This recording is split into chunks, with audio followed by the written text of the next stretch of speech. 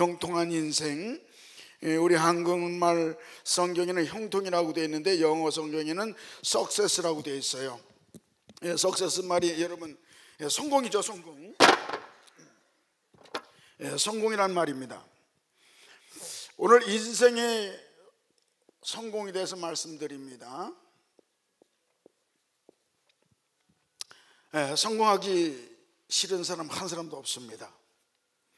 다 성공하길 원합니다. 또 하나님께서도 우리가 성공하길 원하세요.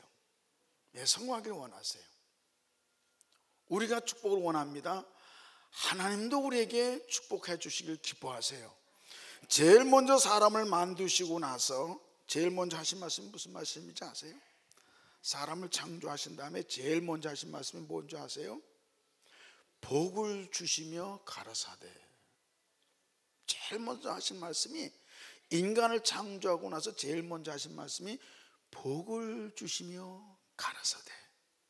복 얘기하면 부정적인 사람들이 기복신앙이라고 비판하는데, 그러면 하나님한테 복을 못 받고 뭘 받아야 돼? 아니, 복 아니면 뭘 받고 싶으냐고. 꿀밤 받고 싶어요? 하나님은 축복이 하나님이에요. 구원이 축복이죠. 구원이 축복이고요. 구원 받으면 하나님이 우리에게 복된 삶을 살게 해주세요. 그래서 오늘 성공에 대한 얘기인데, 오늘 말씀에 보면 세 가지 형통이 나와요. 세 가지 형통이 나오는데, 첫 번째는 신통, 하나님과 형통해야 되고, 두 번째 사랑관계가 형통해야 돼요.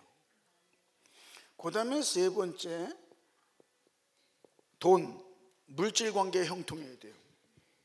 이 세 가지가 형통해야 삼통, 쌈통이 아니고 삼통, 세 가지가 형통해야 이것이 온전한 성공, 온전한 형통입니다. 근데 우리가 살아가면서 인생 문제가 두 가지입니다. 인생 문제는 누구나 두 가지입니다. 이 땅에 존재하는 모든 사람들은 죽을 때까지 두 가지 문제가 되는데, 사람 문제, 돈 문제예요. 인생 문제는 사람 문제, 돈 문제입니다. 두 가지만 해결되면 인생 문제 다 해결된 거예요. 가족 관계도 문제가 있을 때 우리가 가정생활도 사람 문제, 돈 문제죠. 제가 어릴 때는 우리 아버지가 문제였었어. 우리 아버지가 문제예요.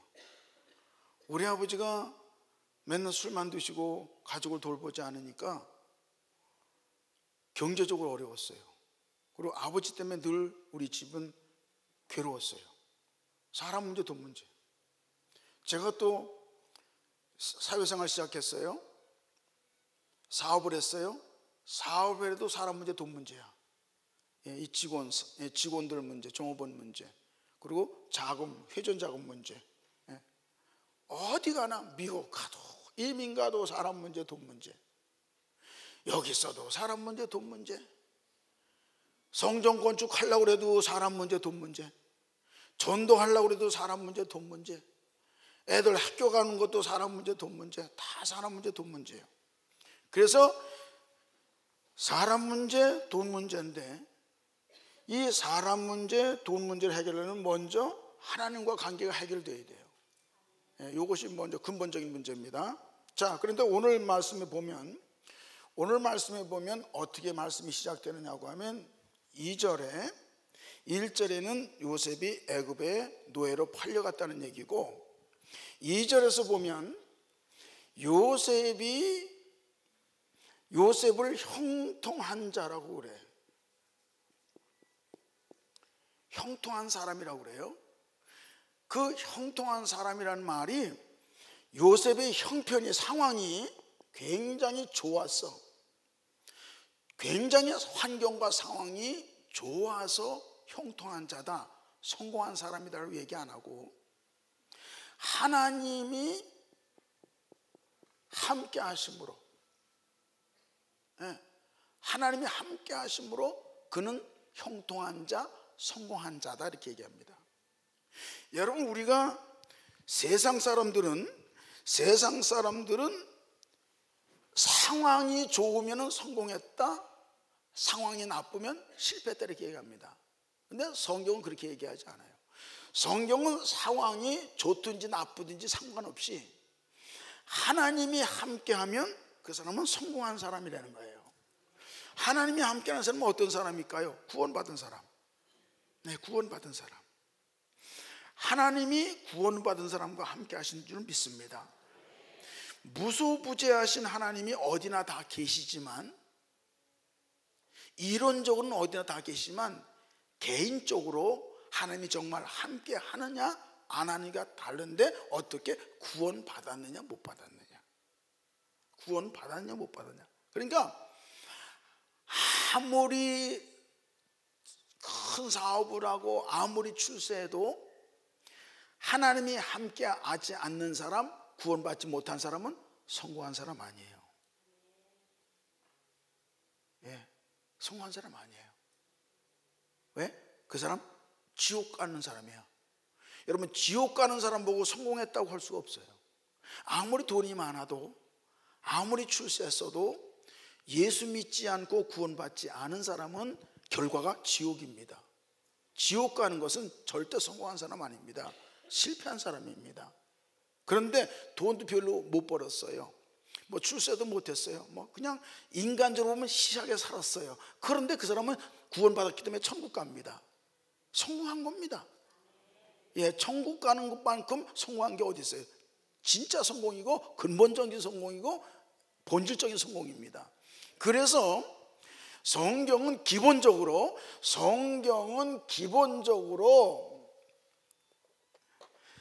상황적인 성공을 얘기하는 게 아니라 성경은 존재적인 성공을 얘기합니다. 존재적인 성공.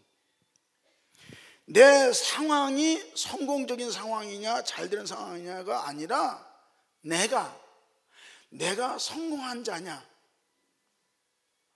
어떻게?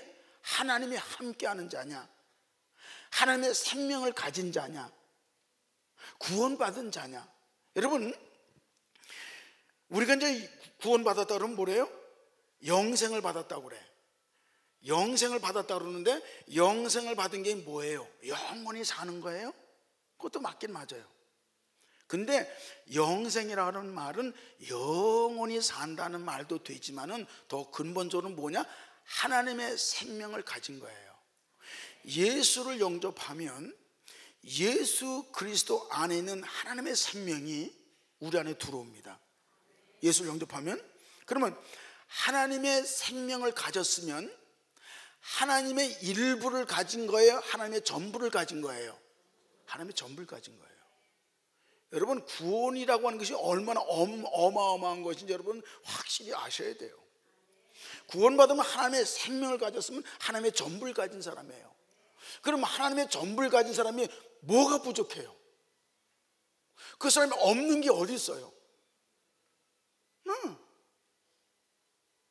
그 사람이 인간적으로 보기에는 공부도 못했고 재산도 별로 없고 시시한 사람 같아, 인간적으로. 그러나 하나님의 생명을 가졌다는 이 사실을 가지고 얘기한다 그러면 그 사람은 부족함이 없는 사람이에요.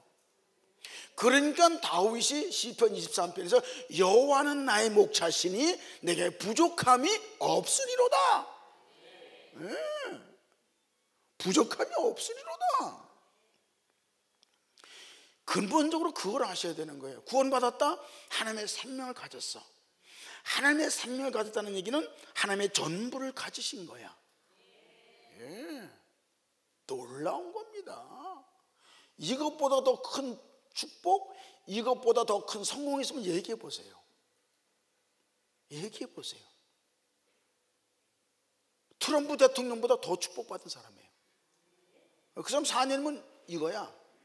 4년이면 이거야. 4년 동안 큰 소리 치지 4년 지나면 이거야. 재벌? 죽으면 끝이야.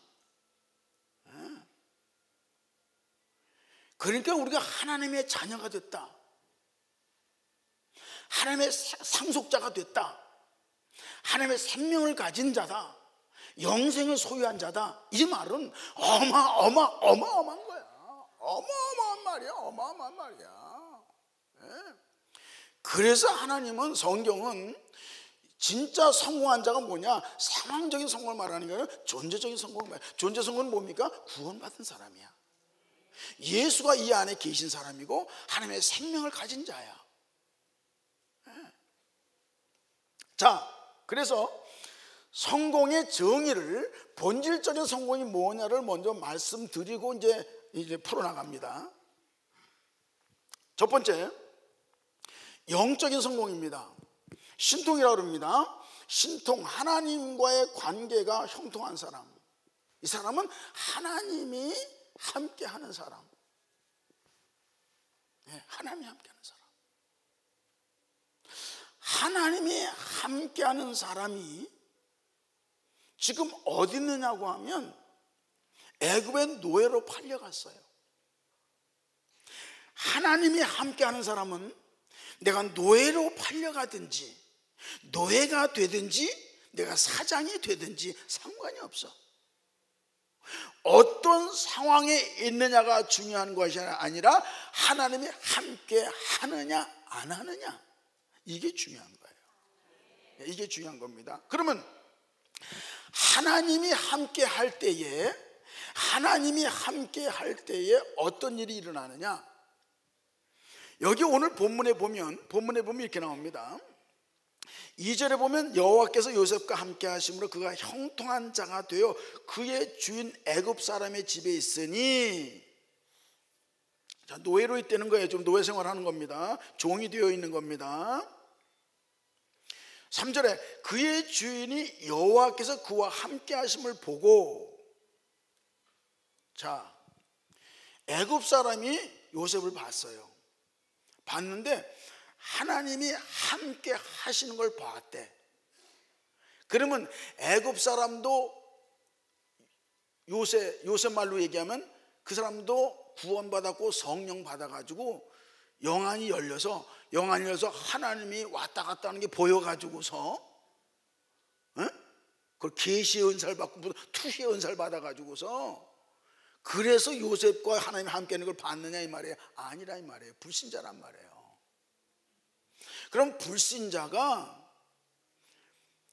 예수 믿는 요셉을 봤는데 하나님이 함께 하는 걸 봤다는 거야. 그러면 여러분, 영적으로 본 거예요? 인간적으로, 육신적으로 본 거예요? 육신적으로 본 거야. 영적으로 본 게 아니야. 그러면 인간적으로 봤을 때, 육신적으로 봤을 때 물리적으로 본 겁니다. 영적으로 본 게 아닙니다. 영적인 인사이트로 본 게 아닙니다. 인간적으로 보고 지극히 세상적인 사람, 인간적인 눈으로 봤는데, 육안으로 봤는데 하나님이 함께하는 걸 봤대. 그러면 요셉의 영적인 상태를 본 거예요? 요셉의 육신적인 상태를 본 거예요? 육신적인 상태를 본 거예요. 인간 요셉이 표정이 어땠고 말씨가 어떻고 생활 태도가 어땠는지 그걸 본 거예요.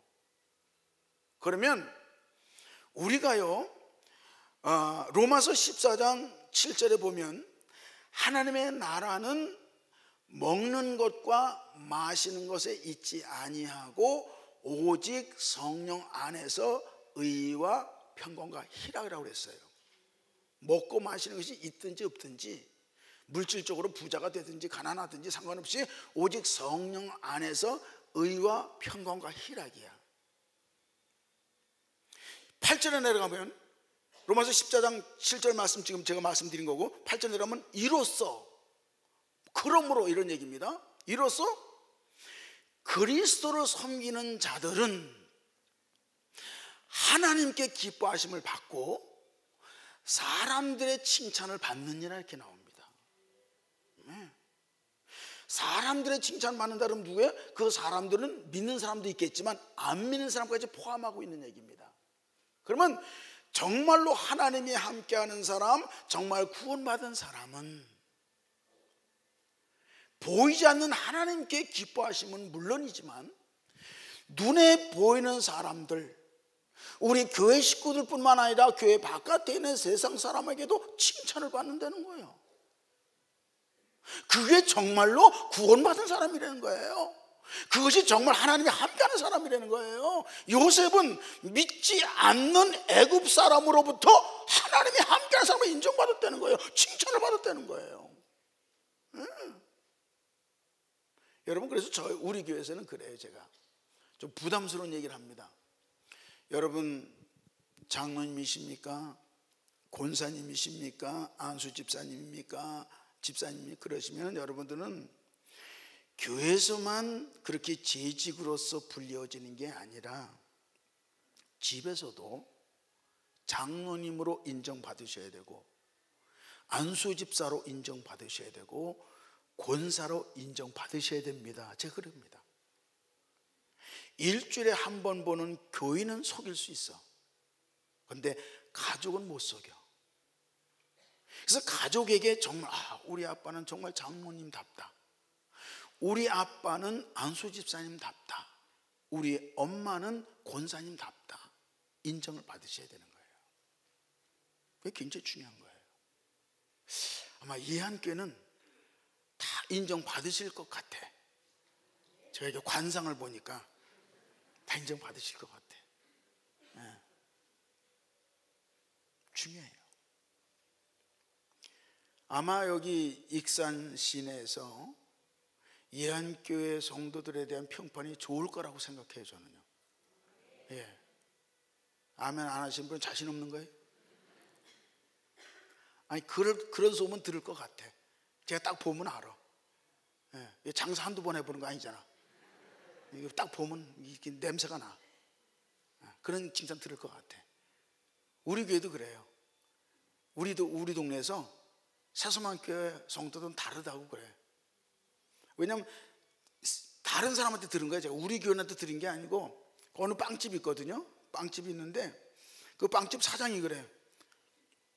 목사님, 제 목사님이 우리 가게에 좀 빵 사러 오셨기 때문에 얘기하는 게 아니라, 여기 다른 교인들도 많이 옵니다.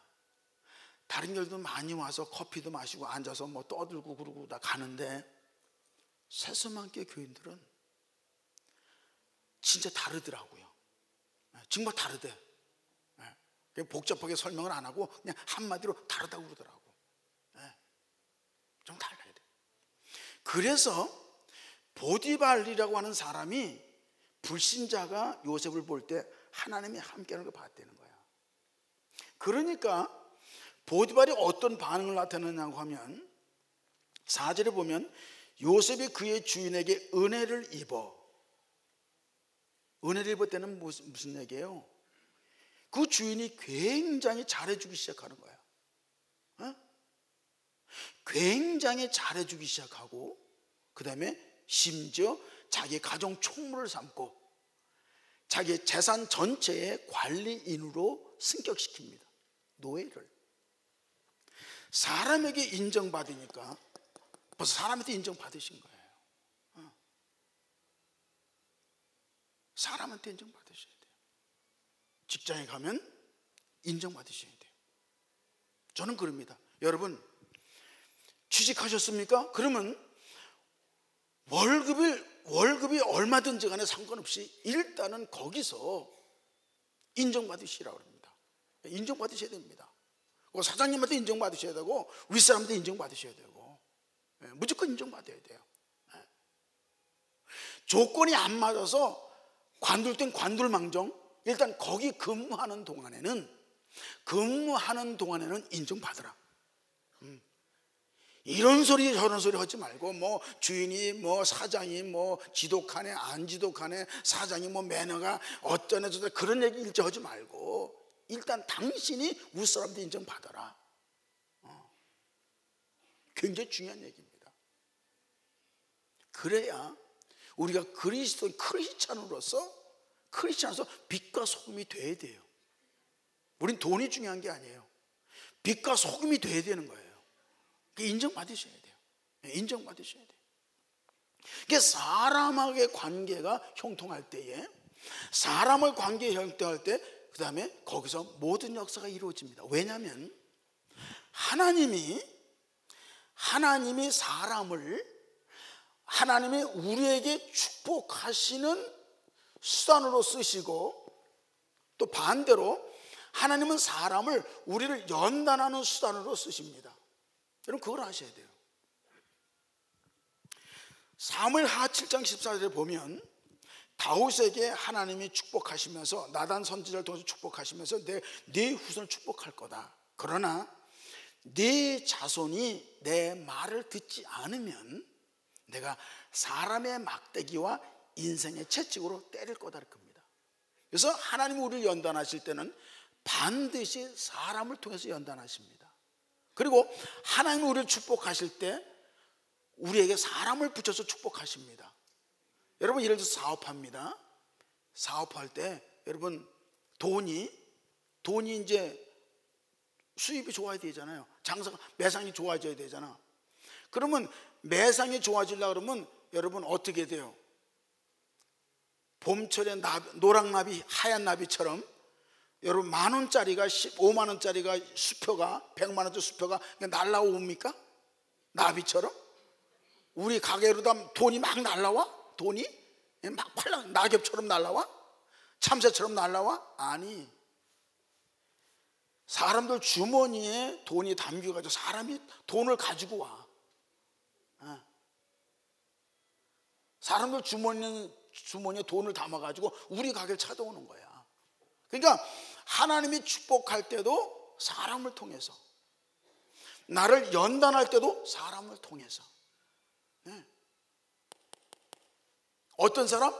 멀리 있는 사람, 관계 없는 사람은 나에게 축복의 수단도 안 되고 연단의 수단도 안 돼. 근데 어떤 사람이 나에게 축복의 수단이 되기도 하고 연단의 수단이 되기도 하냐고 하면 가깝게 있는 사람, 어느 정도로 가깝게 떨어질 수 없는 관계. 여러분 애들 말 안 들으면 회초리를 때리죠. 회초리 때리는데 회초리를 만들어가지고 어디다 둬요? 저 산에 갖다 도로 갖다 놔요? 산에 갖다 꼽아놨다가 또 가서 산에 갖다 찾아갔다가 또 때려요? 선반에 딱 올려놔. 선반에 딱 올려놨다가 수시로 때려. 왜? 손만 대면 여기 바로 옆에 있으니까. 하나님도 우리를 연단하실 때 바로 옆에 있는 사람한테, 옆에 있는 사람을 몽둥이로 채찍으로 씁니다. 특히 부부관계, 그 다음에 부모 자식 관계,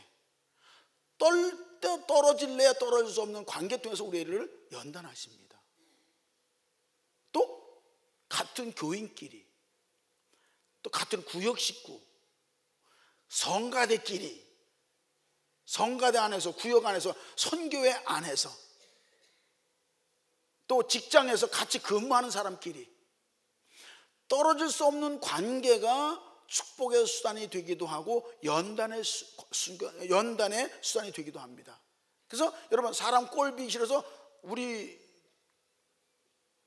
교회에서도 구역을 한번 이렇게 편성하잖아요. 그러면 가끔 있어. 하나님, 목사님, 저 사람하고 좀 껄끄러운 관계가 되나 다른 구역 보내주세요. 그럼 이제 집사님 거기서 이겨야 돼.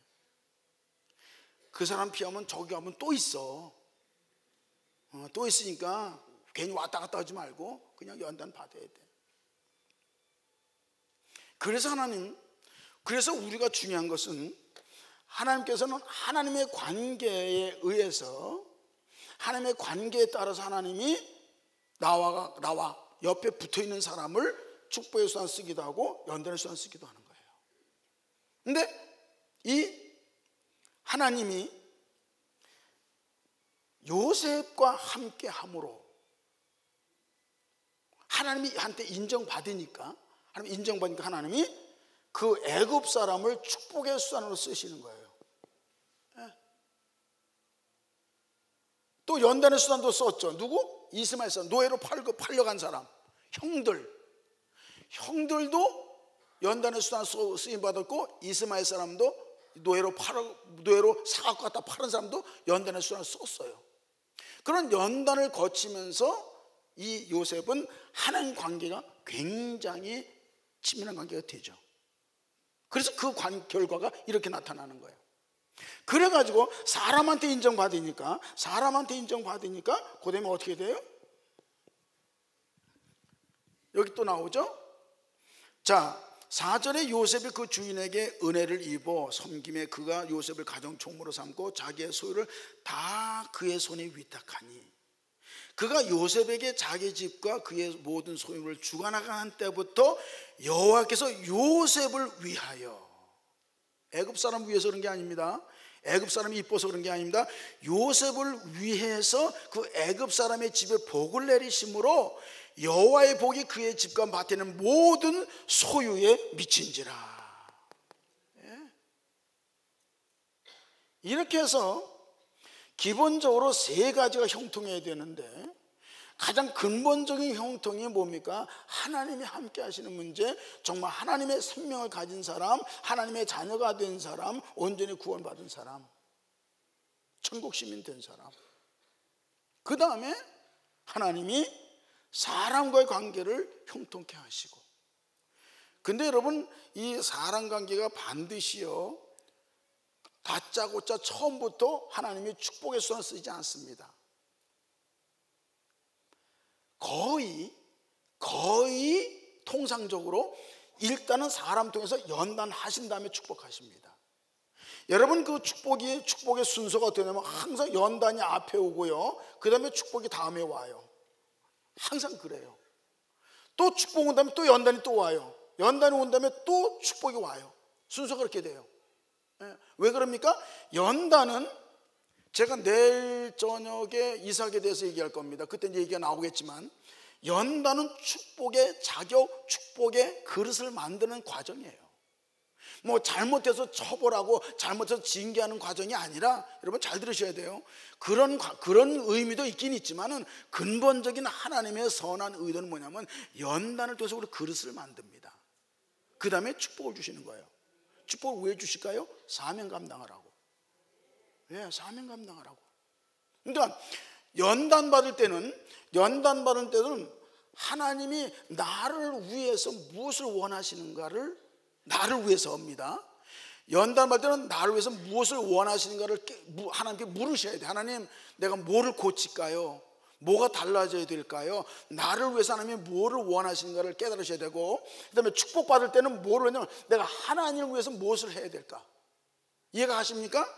연단 받을 때는 하나님, 나를 위해서 좀 뭐를 원하시는 거예요? 물으셔야 되고요. 축복받을 때는 내가 하나님 위해서 무엇을 할까요?를 하셔야 돼. 연단 받을 때는 그 인간 빨리 변하게 해주세요. 나 속속인 인간 빨리 변하게 해주세요. 이렇게 기도하면 안 되고, 그 인간이 변하기나 네가 변해라 그러는 거예요. 그거는 우리 대가 기도할 때는 속속인 사람 우리 남편 좀 변화시켜 주세요 그러지만 네가 먼저 변해라. 근데 제가 경험해 보니까요, 우리 가족끼리 이제 연단 받고 연단 주기도 합니다. 근데 제가 이렇게 이제 경험해서 깨달은 거야. 순서가 있어. 가족끼리도 연단을 주고 연단 받는 순서가 있는데, 어떻게 연단하냐 보니까 제가 이제 경험상 깨달은 겁니다. 믿음이 없는 사람, 없는 가족을 통해서 믿음 있는 가족을 먼저 연단해, 하나님이. 근데 우리는 믿음 있는 사람이 믿음 없는 사람 위해서 기도하죠. 저 인간 빨리 변화시켜달라고 그러는데 그게 아니야. 믿음 없는 가족을 통해서 믿음 있는 가족을 연단하고, 또는 믿음이 약한 가족을 통해서 믿음이 좋은 사람을 먼저 연단합니다. 그래가지고 이 사람을 온전히 세워놓은 다음에, 온전히 세워지면 그 다음에 하나님 이 사람은 자동적으로 변화시켜요. 순서가 그렇게 되더라고. 교회에서도 마찬가지입니다. 교회에서도 구역에서도요, 연단 좀 시험거리가 되는 사람 있잖아요. 이해하는 꽤는 없지만 우리 교회는 있어. 구역 식구 안에서도 꼭 시험 주는 사람이 있어. 꼭 하나씩 있어. 양념으로. 없으면 심심하잖아. 그래가지고 그 안에서도 꼭 시험 주는 사람이 있는데, 연단용으로 쓰임받는 사람이 있습니다. 연단용으로 쓰임받는 사람이 있는데, 그 사람들은 우리 구역 식구들이 다 그래. 하나님, 그 연단용으로 쓰임받는 아무개 집사 좀 변화시켜 주옵소서 그러지만은 그걸 구역장 연단시키는 거야. 아셨어요? 구역장님들 잘 들어. 구역식구에서 연단용으로 쓰임받는 사람은 누구냐? 그 사람이 문제가 아니고 좀 구역장 훈련시키고 좀 먼저 믿은 사람들, 믿음 좋은 사람들 연단시키고 훈련시키는 거야 지금. 그 사람 수고하는 겁니다. 여러분, 시험 받는 것도 힘지만, 시험 받는 것도 힘들지만 시험 주는 것도 쉬운 거 아니야 그거? 그거 쉬운 거 아니에요. 그거요. 그 사람도 죽을 맛이에요 사실. 예, 그 사람 깨소금 맛이야. 그 사람도 죽을 맛이야. 여러분 그 사람 입장에서 생각해 줘야 돼. 그 사람 갈비 사줘야 돼. 예, 기운 차리고 열심히 사명 감당하라고. 예. 시험 받는 것도 힘들죠. 시험 주는 건 얼마나 힘든데.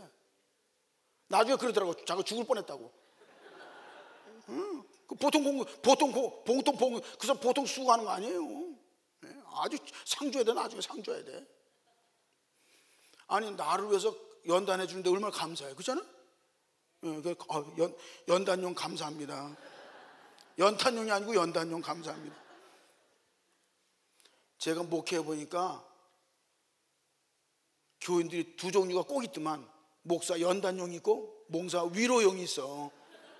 교인도 그렇더라고. 교인도 두 종류더라고. 예, 목사 위로용이 있고 목사 연단용이 있어. 근데 연단용은 두 종류야. 연단하고 가는 사람이 있고 연단하다가 변화받는 사람이 있고. 예, 두 종류가 있더라고. 가는 종류 또 변화되는 종류가 있더라고. 그런데 대개는 가더라고. 왜? 다른 데 가서 또 연단해야 되니까. 나는 그래가지고 너무너무 나를 연단시키면서 하나님 그 사람 좀 어떻게 좀 해결해 주세요. 그 얘기 뭐냐면 그 사람 좀 어디 딴 데 가게 해주세요. 그래서 이제 갔는데 갔으면 없애야 될 거 아니야 이제. 예, 연단용이 없애야 될 거 아니야. 근데 또 있어. 그래서 하나님 이게 왜 그럽니까? 도대체 왜 그렇습니까? 그랬더니 하나님은 그러시더라고. 그러시는 것 같아. 야, 사람은 가도 마귀는 안 가. 그 말이 맞더라고. 마귀는 안 가고 있더라고. 사람만 보내놓고 자기 또 있고 또 다른 사람한테 옮겨 붙어가지고 다른 사람한테 또 옮겨가가지고 그 사람이 또 사명 감당하더라니까. 그 멀쩡한 사람이 또 사명 감당하기 시작하더라고. 아이고 참. 그래서 나 다시 그 기도 안 해 이제. 차라리 사명 감당해서 계속 사명 감당하기 낫지. 애매한 사람 옮겨 붙으면 안 되니까. 전염되면 안 되니까. 그래서 여러분 중요한 거는 연단은 잘 받으면 나에게 축복입니다. 남을 연단 주는 거는 축복 아닙니다. 절대 축복 아니고요. 연단 받는 건 축복입니다. 연단 받는 거를 여러분 괴로워하지 마세요. 축복이에요. 연단 주는 건 절대 축복 아닙니다. 연단 끝나면 하나님 그 사람 손 봅니다. 변화시키든지 손을 보든지 그래요. 제가 경험 많이 했어요. 무슨 경험했냐면 제가 이제 그 전에 내가 사업했다고 그랬잖아요. 공장을 하는데 조그맣게 하다가 몇 사람 안 되면서 종업원이 속색이니까 그냥 너무 타격이 커서 야, 사람 많이 쓰는 공장 해버리자 차라리. 그럼 한두 사람 속색해도 그냥 그 사람 없어도 괜찮으니까. 그래서 사람 많이 쓰는 공장을 했는데 아이고야 이번 데모라 돼. 종업원 한 30명 갖고 올 때는 데모가 없었어. 성질나면 하나가 안 나와버렸지. 데모는 이제는 임금 인상하라 뭐 머리 띠들고 데모하더라고. 아이고 골 아파. 근데요 앞에서 소리 빽빽 질리는 어떤 젊은 친구가 나는 범인 주동자인 줄 알았어. 난 지나가 보니까 얌전한 아줌마가 주동자야. 뒤에서 다 조종하는 거야. 앞에서 소리 치는 놈은 그건 껍데기고 그 얌전한 아줌마가 범인이야. 주동자야. 근데 두 번이나 데모했었거든요. 근데 나중에 이제 들통이 났어. 그 주동자가 자기가 이제 탄로나니까 사장님 죄송합니다. 제가 이제 관두겠습니다. 하고 자기가 스스로 관두겠대. 그래서 아니 아줌마가 벌어서 가족 생계를 책임지는데 관두면 어떡하냐고. 내가 그때 장로 때거든요. 그래서 내가 일하라고 그랬어. 장기 회개했으면 됐지. 잘못 깨달았으면 잘하면 되니까 그냥 일하라고 그랬어. 근데 너무너무 미안하니까 관두더라고 자기가. 제가 해고한 거 아니요? 응. 난 절대 내 인상이 조금 이상하다고 해서 함부로 해고하는 사람 아니야. 그래서 일을 하러 오는데 관뒀는데요. 하루는 자기 남편하고 둘이 자전거를 타고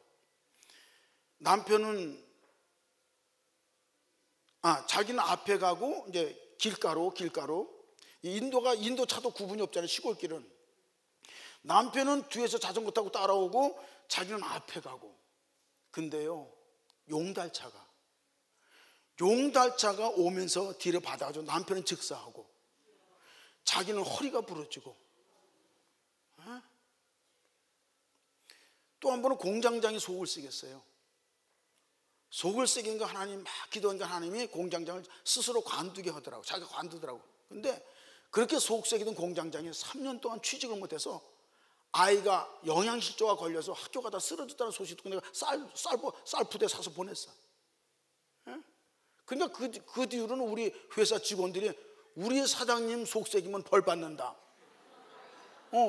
나는 그 소리 안 했어. 난 그 소리 안 했어요. 자기들끼리. 여러분, 연단 받는 건 축복이야. 근데 연단 주는 건 축복이 아니야. 여러분, 언제 어디서 신앙생활 하셔도 남 연단 주지 마세요. 차라리 연단 받고 마라. 차라리 연단 받고 마라. 연단 주지 마라. 지금 연단에 포커스 맞출 게 아닌데 그게 나와가지고 지금. 아무튼 연단은 그릇을 만드는 겁니다. 그리고 축복이 와요. 축복 온 다음에 또 연단이 와. 왜?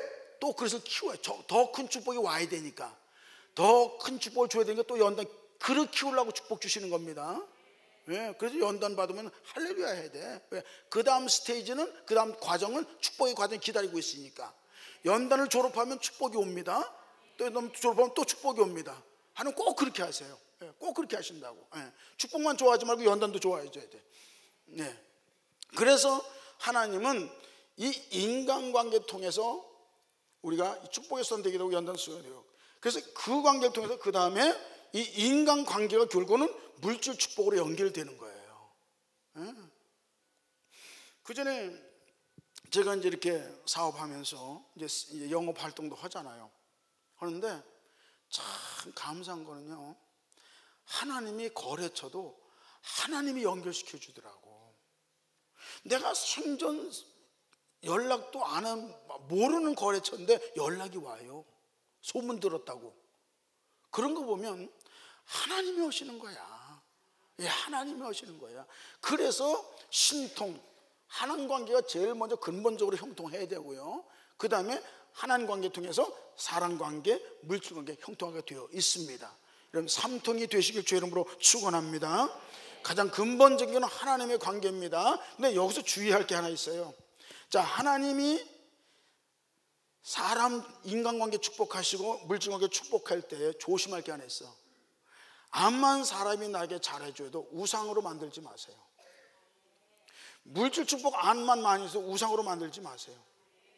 우상으로 만드는 순간에 하루아침에 이게 망가집니다. 정말 아무리 누가 작아요, 큰 백, 큰 거래처, 어마어마한 큰 사람이 나에게 후원자가 돼줘도 여러분 우상 만들지 마세요. 하나님을 더 존귀하게 여기고 하나님 더 귀하게 여겨야 돼. 사람보다도 물질보다도. 우상으로 만드는 순간에 하루아침에 나는 망합니다. 하루아침에 나는 하나님의 적이 돼버리고 맙니다. 그래서 여러분, 이 문제가 잘 될 때도 우상으로 만들지 말라고 하는 거 이렇게 염두에 두셔야 되고요. 그 다음에 기본적인 삼각관계가 있어요. 삼각관계가 뭐냐면, 이건 언제 어디서나 마찬가지인데, 하나님 있고 내가 있고 어떤 상황이 있어요. circumstance, 환경이 있는데 이 환경은 언제든지 사람 플러스 물질이에요. 근데 이 상황이 나에게 굉장히 부정적이고 안 좋은 상황에 영향을 줘. 여기가 좀 안 좋아. 이 환경이 안 좋아.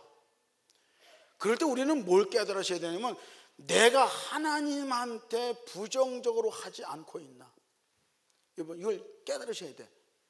왜냐하면 내가 하나님께 부정적으로 하고 있기 때문에 하나님이 이 환경에 작용하셔서 이 환경을 부정적으로 만드세요.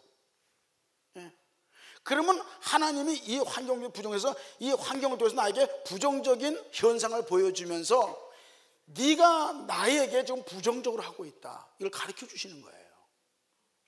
반대로 그럼 내가 그걸 깨닫고 하나님의 태도를 내가 바꿉니다. 하나님의 태도를 긍정적으로 바꾸면 하나님이 다시 이 환경에 긍정적으로 역사하세요. 그래서 이 환경 통해서 다시 이 환경이 나에게 긍정적인 반응을 가져와. 이걸 아셔야 되는 거예요. 이 삼각관계는 언제 어디서나 누구나 누구나 똑같습니다. 이 삼각관계를 벗어날 수 있는 사람이 없어요. 그래서 우리가 영적인 원리를 안다고 깨닫고 나서는 이걸 아셔야 돼. 언제든지 이 환경은 뭐를 나에게 보여주고 있다? 하나님에 대한 나의 태도를 보여주고 있는 거야. 이것이 내가 자식일 수도 있고, 뭐 가족일 수도 있고, 종업원일 수도 있고, 내 사정 누구든지 어떤 사람이든 물질 문제도 말고, 그래서 하나님은 우리를 연단하실 때, 혹은 또 우리를 징계하실 때에 사람과 물질에게 두 가지를 역사합니다. 그렇게 해서 내가 하나님께 어떤 태도를 가지고 있느냐를 하나님이 이걸 통해서 보여주시는 거예요. 그런데 우리는 여기가 문제가 생기면 우리는 이것만 놓고 기도하죠. 이것만 놓고 기도하는데 그러면 시간이 굉장히 많이 걸려. 핵심은 어디냐면 나에 대한 태도야. 이게 문제가 아니다니까. 지금 이건 암만 기도해도 이건 안 변합니다. 왜? 내가 달라지지 않으면 이건 안 달라져요. 그러니까 우리는 이 원리를, 이 관계를, 삼각관계를 모르고 우리 이것만 놓고 막 기도하는데 이게 안 달라지잖아. 답답하잖아. 죽을 맛이잖아. 그걸 알아야 되는 거예요. 그래서 요셉이 하나님 관계가 잘 돼 있으니까 어때? 이게 다 해결되잖아요. 노예가 어떻게 이 문제를 해결하겠어요? 노예가 아니 우리 모두도 마찬가지죠. 자기 능력으로 인간 문제 해결할 수 있는, 사람 문제 해결할 수 있는 사람, 자기 능력으로 돈 문제 해결할 수 있는 사람 없습니다. 요셉뿐만 아니라 우리 에브리바디가 다 마찬가지입니다. 우리 힘으로 사람 문제, 돈 문제 해결할 수 있으면 하나님 도움 필요 없어요. 하나님 도움이 필요 없다니까. 그러나 우리 힘으로 사람 문제 죽을 때까지 해결 못하고 돈 문제 죽을 때까지 해결 못합니다. 그러니까 하나님이 해결을 해 주셔야 되는데, 하나님이 이 문제 어떻게 네거티브하게 역사하느냐 포지티브하게 역사하느냐는 나의 태도에 달려있는 거예요. 내가 하나님한테 포지티브하게 역사하냐 마이너스 역사하냐, 그러면 하나님이 내 태도를 보시고 플러스 역사하고 마이너스 역사하시고, 그러면 그것이 나에게 플러스 마이너스로 나타나는 거예요. 간단한 거예요. 그래서 이 세 가지 형통이, 그래서 이 세 가지 형통의 관계가 이런 도표로 만들어 볼 수 있는 거예요. 자, 여기서 마지막으로 제가 여러분 한번 질문 한번 해볼게요. 어떤 질문이냐고 하면,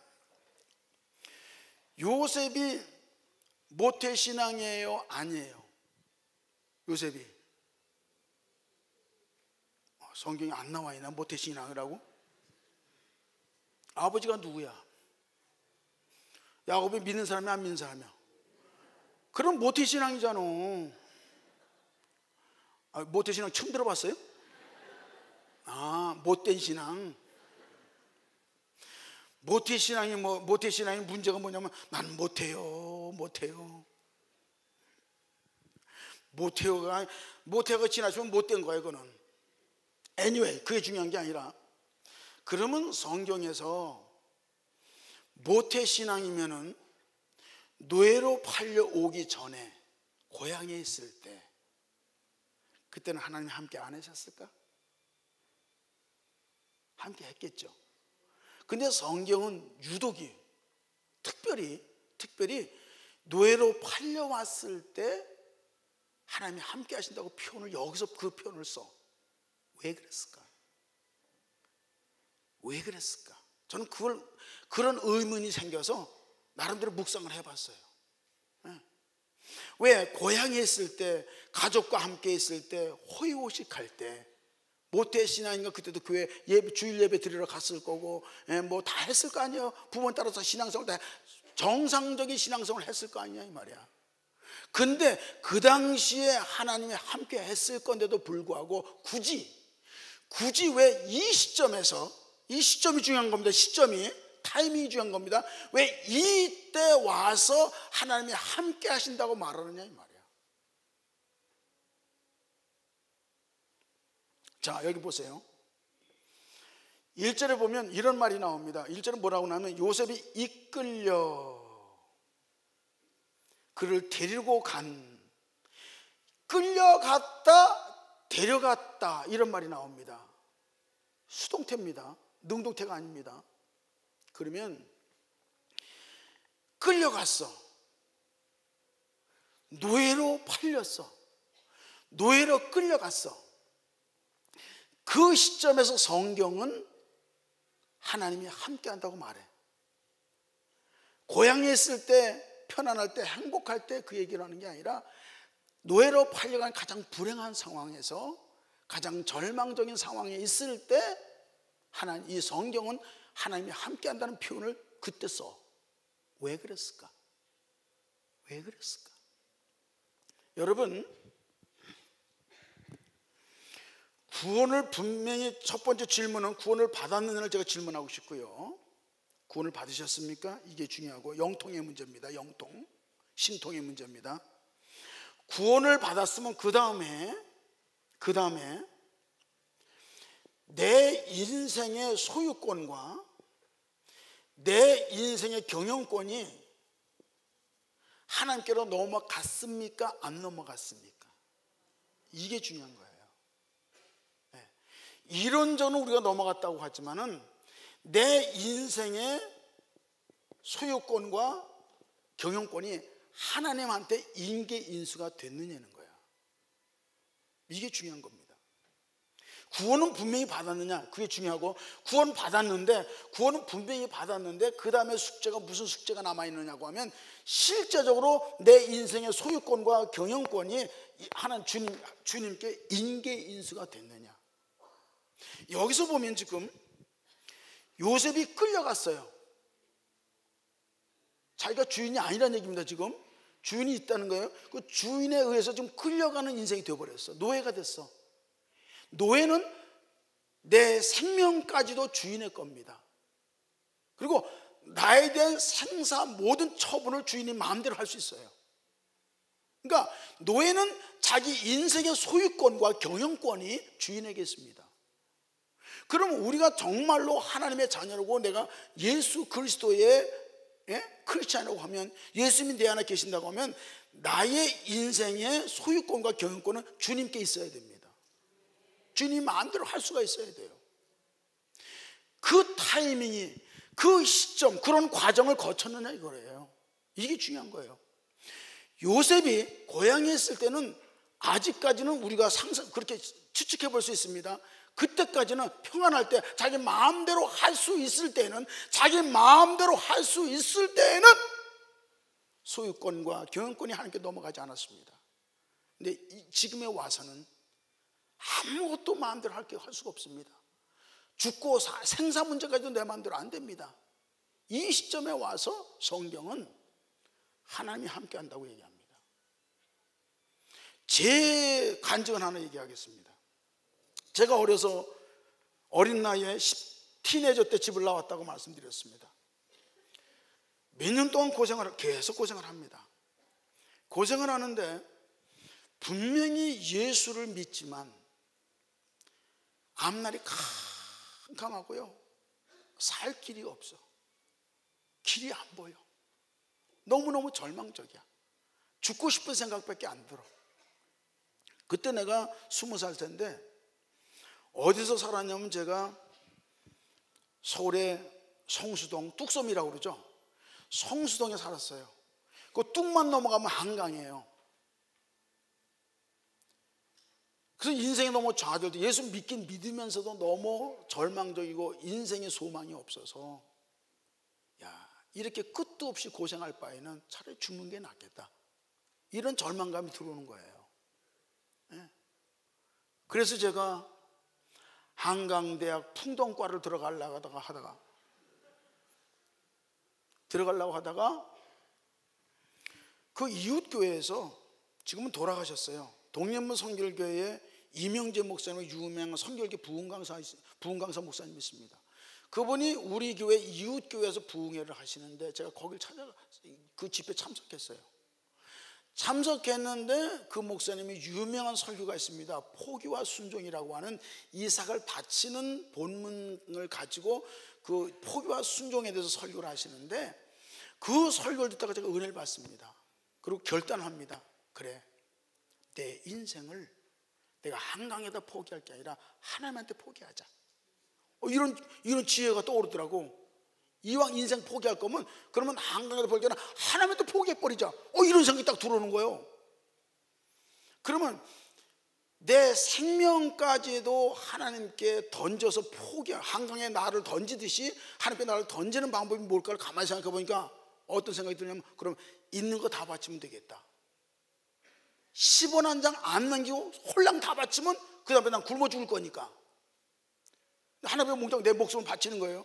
그래서 그 당시에 내가 꽁꽁 이렇게 모아놨던 돈이, 그때가 71년도입니다. 그때 그 헌금한 주보를 지금도 갖고 있어요. 제가요. 그때 무명으로 헌금했어요. 누렇게 색깔이 바랜, 그때 이렇게 등사 이렇게 밀어서 만드는 주보인데, 이렇게 젊은 사람들은 모르지 뭘 하는 건지. 지금 뭐 주먹질하는 게 아니야. 이거 프린터하는 거야. 그때는 수동으로 프린터하는데, 그렇게 만든 주보, 그때 목사님이 저한테 기념으로, 결혼하고 나서 인사 가니까 그 주보를 묶어가지고 책으로 만들어서 그 기념으로 주신 주보를 지금도 갖고 있어요. 그 71년도 주보면 무명시, 그때 무명으로 헌금했습니다. 54,500원이 딱 거기 섞여 있어요. 그게 내 전 재산이었어요. 그거 다 바치면 10원 한 장 안 나기고 다 바쳤습니다. 그 다음날부터 나는 굶어 죽어야 됩니다.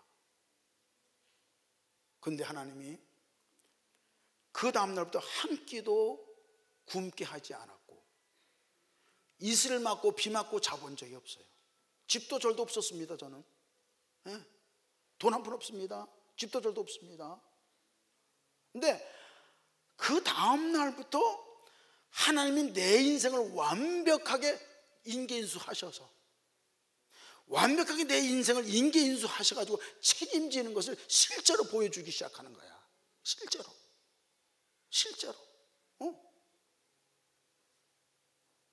그러면서 내 인생을 한 단계 한 단계 다 열어가시는데 기적의 연속이야. 기적의 연속이야. 그냥 기적으로 사는 거야. 기적으로.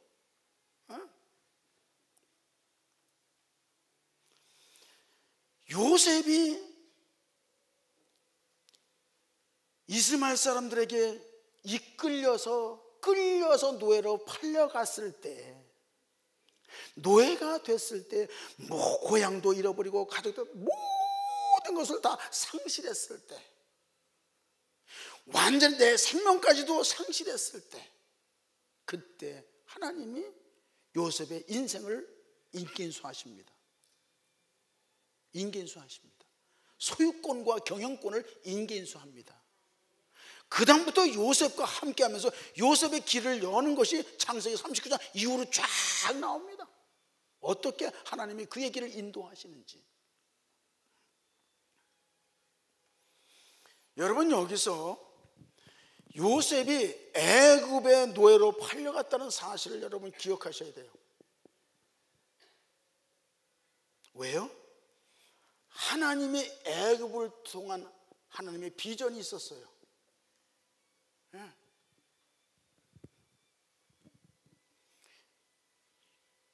요셉을 애굽으로 데려가면서 노예로 팔려가게 해가지고 그 인생을 완전히 하나님이 인계인수합니다.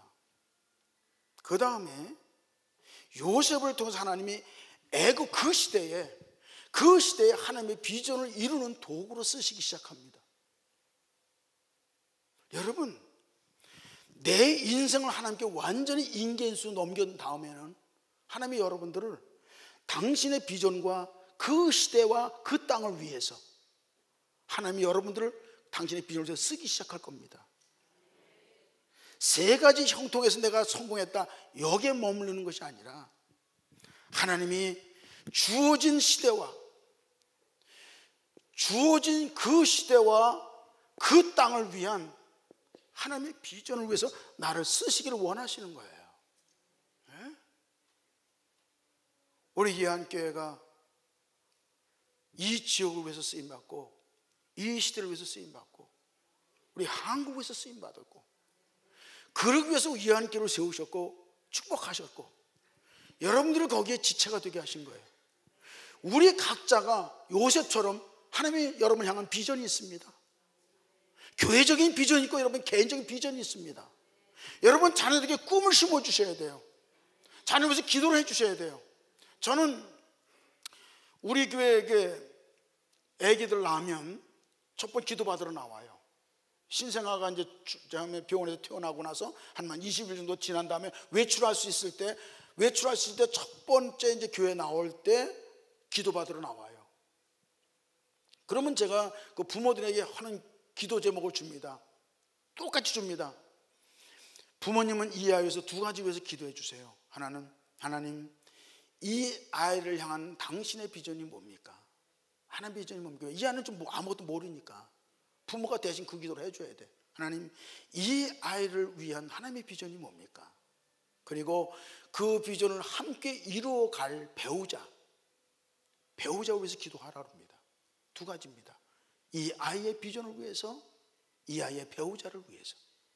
그때부터 부모가 기도 시작하는 거예요. 왜? 하나님이 한 생명을 이 땅에 보내실 때는 하나님의 비전을 담아서 보냅니다. 그냥 잘 먹고 잘 살다 와라가 아닙니다. 천하보다 귀한 영혼입니다. 천하보다 귀한 영혼을 보낼 때는 하나님이 세계적인 비전을 담아서 보냅니다. 그러니까 신명기 28장 1절에 뭐라 그럽니까? 너희가 나의 말을 삼가 듣고 내 모든 명령과 규례와 법도를 지켜 행하면 내가 너희 후손을 세계 모든 민족에 뛰어나게 하실 것이다. 세계 모든 민족에 뛰어나게 한다는 말은 단순히 그렇게 출세할 거라는 말이 아니라 내가 너를 세계를 경영하기 위해서 내가 너희 후손을 써야 되겠다, 그런 얘기입니다. 하나님이 우리를 부르셨다. 어마어마한 하나님의 비전이 있는 겁니다. 어마어마한 비전이 있습니다. 특히 우리 자손들, 우리 자녀들이 그 비전을 발견해야 되고, 그 비전을 위해서 열심히 준비하고 기도하고, 그리고 열심히 공부해야 되고요. 실력을 닦으셔야 돼요. 실력을. 누구도 따를 수 없는 실력을, 타의 추종을 불허하는 실력을 개발해야 되고, 그 다음에 그만큼의 영성을 가져야 되고, 그래서 우리 자녀들이 하나님의 비전을 이루기 위해서는 첫째 영성을 갖춰야 되고, 그 다음에 지성을 갖춰야 됩니다. 누구도 따를 수 없는 영성, 누구도 따를 수 없는 지성. 실력이 있어야 돼요. 지금 미국에 보면 신문에 안 나와요. 신문에 안 나옵니다. 근데 많은 우리 한국 젊은이들이 백악관에도 많이 들어가 있고 상원, 하원에도 많이 들어가 있어요. 젊은이들이 두뇌 역할을 하는 거예요. 상원 의원의 두뇌 역할을 하고, 각 관공서 공직에서도 두뇌 역할을 하고. 실력 인정 받으니까. 그렇게 해서 하나님이 언제 어디서 쓰임 받든지 간에 우리 후손을 통해서 하나님이 이 역사를, 세계 역사를 움직이시길 원하시는 거예요. 나 혼자 잘 먹고 잘 살고 축복받고 땡, 이게 아닙니다. 하나님은 우리를 위해서 큰 기대를 갖고 계세요. 큰 꿈을 갖고 계세요. 여러분, 입을 넓게 여시기 바랍니다. 입을 크게 여세요. 하나님, 대한민국을 우리 손에 붙여주세요. 미국을 내 손에 붙여주세요. 기도하세요. 우리 자손들이 세계를 움직이는 사람 되게 해주세요. 기도는 암만 크게 해도 크질 않아. 왜? 하나님은 더 커. 하나님 그보다 훨씬 더 커. 우리가 암만 뻥튀기 해봤자 소용없어. 하나님이 훨씬 더 커. 근데 하나님은 우리가 입을 크게 열고 굉장히 좋아하세요. 큰 꿈을 가지시고, 요셉처럼 애굽에 가니까 뭐라고 그래요? 바로 왕이 뭐라고 그래요? 이렇게 얘기하죠. 야, 나는 이름만 왕이야.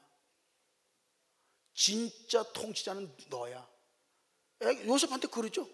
바로 왕이 그러잖아요. 나는 껍데기만 왕이고 네가 진짜 왕이다 그러잖아요. 이렇게 쓰임받기를 주의 이름으로 축원합니다.